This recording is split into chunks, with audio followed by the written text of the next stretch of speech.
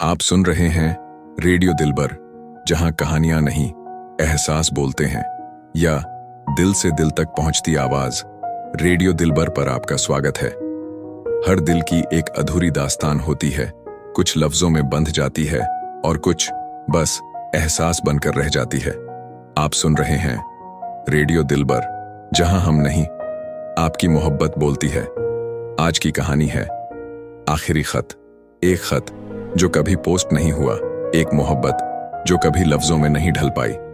आइए चलते हैं उस कहानी की गलियों में जहां जज्बात अब भी सांस लेते हैं। आखिरी खत, एक अधूरी मोहब्बत की मुकम्मल कहानी।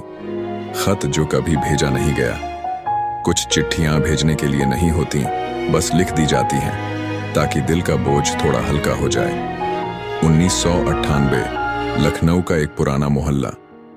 एक पुरानी हवेली में रहने वाला अयान, एक शांत शर्मीला लड़का जिसकी दुनिया उसकी किताबें और खामोशियां थीं। एक दिन हवेली के सामने किराए पर एक परिवार आता है और यहीं उसकी जिंदगी में आती है जारा, एक बेबाक, खुलकर हंसने वाली लड़की। अयान पहली बार मोहब्बत को महसूस करता है, लेकिन कह नहीं पाता। वो हर रोज एक चिट्ठी लिखता है जारा के नाम, पर कभी भेज नहीं पाता।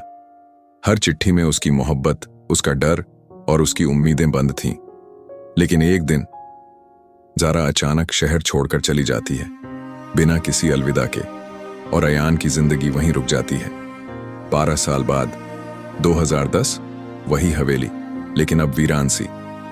अयान अब एक सफल लेखक है, लेकिन अंदर से अब भी अधूरा। एक दिन अयान को हवेली के पुराने कमरे में एक ट्रंक मिलता है जिसमें उसकी जारा के लिए लिखी गई 150 चिट्ठियां रखी होती हैं। वो उन्हें पढ़ने लगता है। हर चिट्ठी जैसे फिर से जारा को जिंदा कर देती है। फिर उसे एक पुरानी फोटो मिलती है जिसमें जारा के पीछे एक पता लिखा होता है, मुंबई का।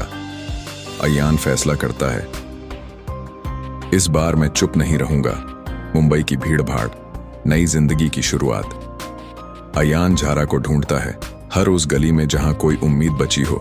और एक दिन उसे एक कॉफी शॉप में जारा मिलती है, लेकिन जारा अब शादीशुदा है, एक बच्ची की मां है। अयान बस मुस्कुराता है। वो अपना आखिरी खत निकालता है और जारा को थमा देता है। खत में बस एक लाइन थी, अगर उस दिन मैंने तुम्हें कह दिया होता तो क्या तुम रुक जाती। जारा की आंखों में आंसू होते हैं। वो कुछ नहीं कहती, बस खत अपने दिल से लगा लेती है। कुछ मोहब्बतें मुकम्मल नहीं होती, पर उनका एहसास जिंदगी भर साथ चलता है।